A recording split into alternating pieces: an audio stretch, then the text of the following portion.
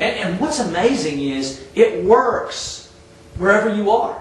Whether you're in a large metropolitan area but doing a very specialized thing, or you're in a small town, or you're very actively promoting your dealership that's been around for a long, long time. Well, you know, I found out as our dealership grew that it got to be harder and harder for me as a business owner to talk to our customers that had problems. And that was a problem for me because I wanted to personally handle those problems because, as Leslie said earlier, my name's on the sign. So we developed a system in our store very specific and empowered our employees to take control of a lot of these issues, up to a point, of course. But we call it the CPR report, customer problem reports.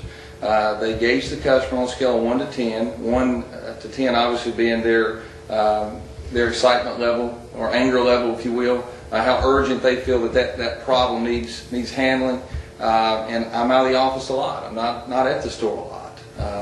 And they flesh that customer out. They fill out the CPR report. It goes in my box. If it's anything over a 5, they call me immediately. If I'm at the auction, we're buying cars, doesn't matter. Customers care less about what your policy is. Customers hate policy.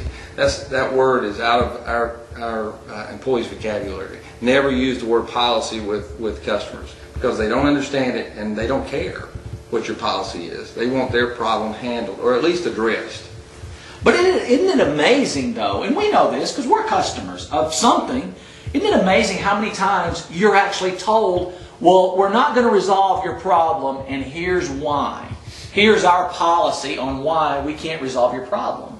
For me in my business, it's rewarding to create a place of employment and also a business that's run. But it's funny you said that about the CarMaxes and the drive times because one of my strong points, I love education and I love to learn about the things that I like to learn about, like most people.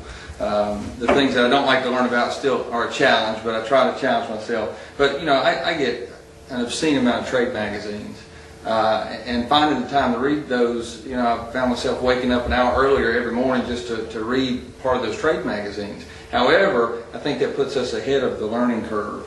We knew that CarMax was coming into our area 2 years before it was actually there. And when they broke ground, a lot of dealers were calling, my God, did you know that they're opening a CarMax across town? And, yeah, I knew that 2 years ago.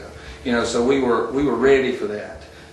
Drive time, they just broke ground in Greensboro, which is not that far from us. And that's it could possibly, if we weren't ready for it, affect part of our buy here, pay here business, because that's predominantly what they are.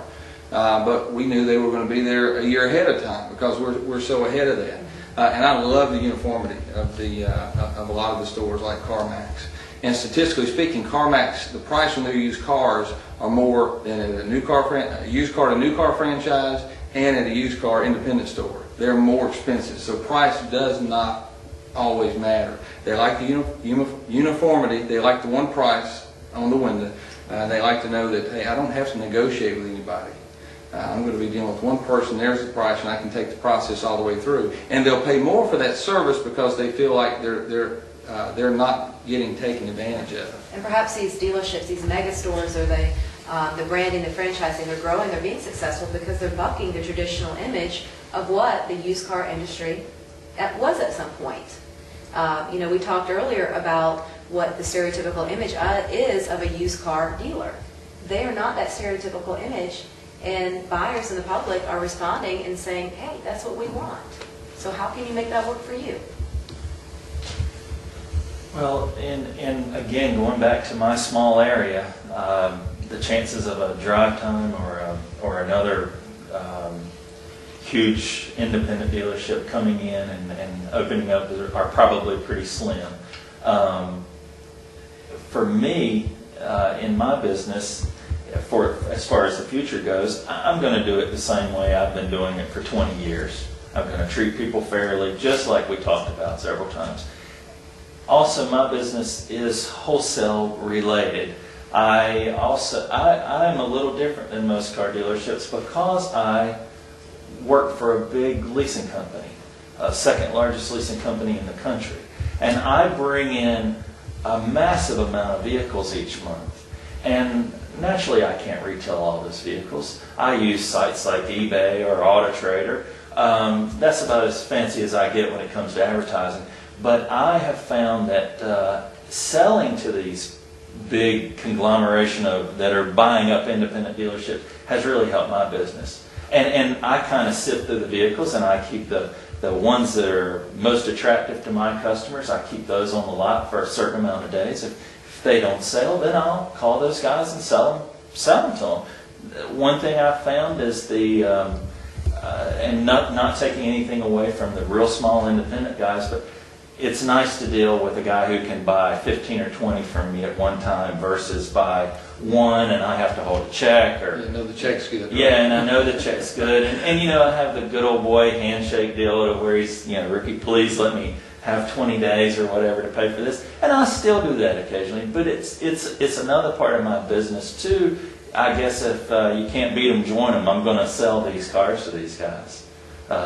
And for me, that's the outlook as far as my business goes for the next, I've been in it 20 years. I don't know how much longer I'm willing to go at it, but that's the way I'm going to do it. Great. Well, this has been awesome. I want to thank my special guests, Rick, Leslie, and Tracy, for all being here. There's lots of different ways to win in this or any economy. So, take your best shot.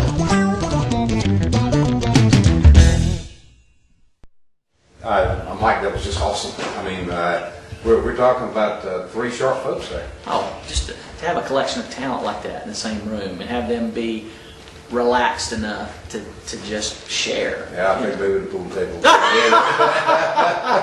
Might have had something to do with it. Yeah, but Rick said he couldn't shoot pool. He certainly knows how to sell cars. Absolutely. I think that was such a common thread there. Oh. I mean, it was just unbelievable. I mean, these people are visionary, and their attention to their customers is what that's what marks them sort of a little differently, I think. No question. No question. And to see that they're all in basically a different size market. They're all doing it a little bit differently, but they're all doing it at a very high level. And successful. Absolutely. Yeah, I think it was kind of interesting. This earlier in the morning we had the 2 plaintiffs' lawyers and 1 defense lawyer. And one of the plaintiffs' lawyers asked me as he was leaving, he said, who are these people you got coming in? And I was telling him. And he said, I don't recognize any of those names. And I said, that's a real good thing then, isn't it? That's a good thing. It's a if, good day. If Elmer recognizes your name, it's not a good thing if you're a dealer. No, you don't want to be known for that. Yeah. No, that was good. They really, I said afterwards, I really thought that was a $10,000 lesson in what they had to say, and maybe $1 million lesson, meaning that the way they do business could perhaps take your business to a level that you never anticipated. No question. Yeah. Well, we've had some great sessions, and we're not finished yet. You've got one more special guest. We sure do. We got Walt Wallaschuk, who's with the National Insurance Crime Bureau, and we're going to have a cup of coffee and chat about primarily VIN cloning and a few clues for dealers. And he should be here in a little bit. Hey, can't wait. All right, see you now.